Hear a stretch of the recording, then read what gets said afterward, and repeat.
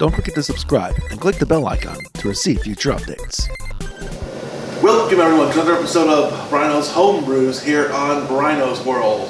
Well, today, as you can see, I'm brewing in my garage because it's dark outside, because it gets dark in the afternoons, and well, I don't feel like sitting outside in the cold, so in my garage is where I'm going to be brewing some beer here.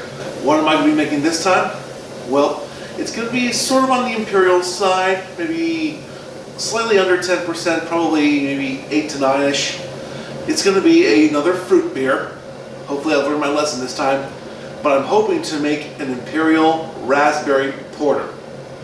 My plan for this is to take 9 pounds of dry malt extract, which I don't have on camera yet, to which I will be adding some of these specialty grains, which are 1 pound of chocolate malt and 1 pound of caramel 80. I've got some hops in the back that I can't remember which ones I bought right now, but they'll be going in, I think, at 60 and 20. And then at the end, at flame out, maybe 2 minutes in the boil, depending on what I feel like and how comfortable I am. I've got 3 pounds worth of frozen raspberries that I'm going to blend up and dump right into here. Right now, I'm just heating up the water, trying to get it to 160, 165 degrees so I can steep the grains here. So we'll cut back to you as soon as I'm there. Okay. The water is now at about 165 degrees, just below 170. So now it's time to put our 2 pounds of specialty grains into the water. So here we go. Again, this is 1 pound of chocolate malt and 1 pound of caramel 80. That should give this a very dark color and a nice caramel malty flavor, in addition to the 9 pounds of dry malt extract I got. But I'm going to let this sit for maybe about half an hour, and then we'll get back to it. Okay, so the specialty grains have steeped for about 40 minutes, longer than I planned, but I figure that's better more than less. So now, I'm in the middle of pouring my 3 pounds of ultra light, or extra light dry malt extract into my wort here. 1 bag here, and for the record, the yeast I'm using is East Kent Goldings. I plan on putting 1 ounce in as soon as I'm done dumping this malt extract in for some first wort hopping action. And then the other ounce is going to go in it with 20 minutes left in the boil. So some bittering hops and some flavoring hops, no aroma hops because, well, porters are not necessarily aromatic beers. At least mine aren't. Okay, all the malt extract is in. Now let's get the first round of hops in. And again, I like doing first wort hopping because it's sort of a layer of protection against boiling over, since this is a malt heavy beer. So I'll wait till this gets to a boil and then start the 60-minute timer. Also, I'm going to mention this right now.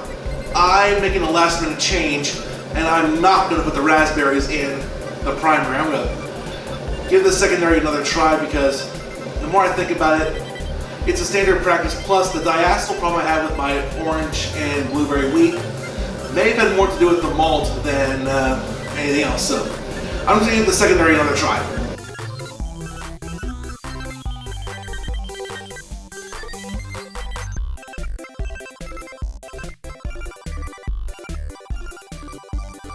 Alright, 60 minutes are done. Let's shut off the gas. Alright, now my little wash basin is in front there. It's probably off camera, but it'll be there. I'll put some ice in there and chill this thing down. Meanwhile, I'll do some prep work for the last bits of this homebrew project. And one of those preparation steps is to take some of this wort here, which I've chilled to around 100 degrees. And this is something I kind of like to do with dry yeast. It's not really necessary, but it's something that I kind of like to do. I take my package of dry yeast, a half of this drinking cup of my wort, chill just to 105, and I just like to dump the yeast into it right away. I've heard this is something called proofing the yeast. And it's not really a starter. I don't think there's any genuine benefit to it other than not knowing that the yeast works. It's probably good practice to do it anyway, but since it's dry yeast, they're probably already in suspension, so, and if this yeast starts foaming and starts bubbling, then you know it's working. And if it doesn't all dissolve in, don't worry, you're just gonna dump this thing into the wort when it's all done and everything's all measured and everything, so you don't need to get too anal about this. Although I like to, because that's just me. And anyway, just leave it there until it's foaming and ready to go. That way you know it's good to go. And you see that there? The way that that wort is just bubbling right now. I mean, look at this on the side. It was flat before. And this is only after like a few minutes. So we know that this yeast is good.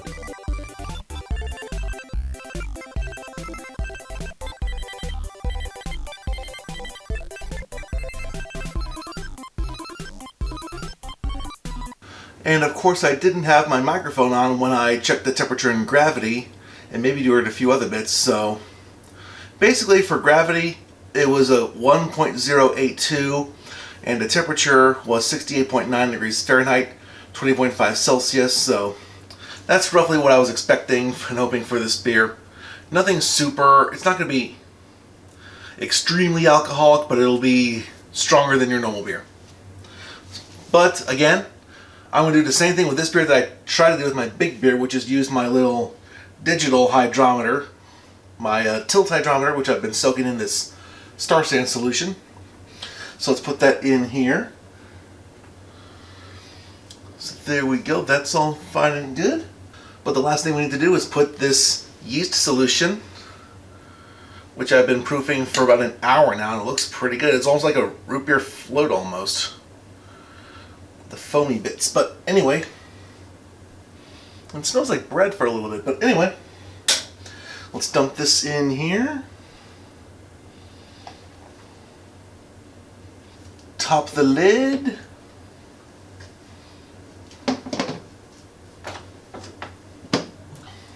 so anyway,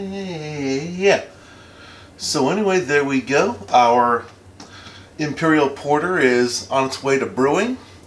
And come in a couple weeks, maybe a little longer for the secondary, we will put some raspberry puree in this and hopefully get it tasting really, really good. Well, that'll do it for another episode of Bryno's Homebrews here on Bryno's World. Thank you all very much for watching. If you like this video, please be sure to like this video, leave a comment, subscribe if you haven't already, and click the bell icon to be the first to receive future notifications. Once again, thanks for watching. Have a good one.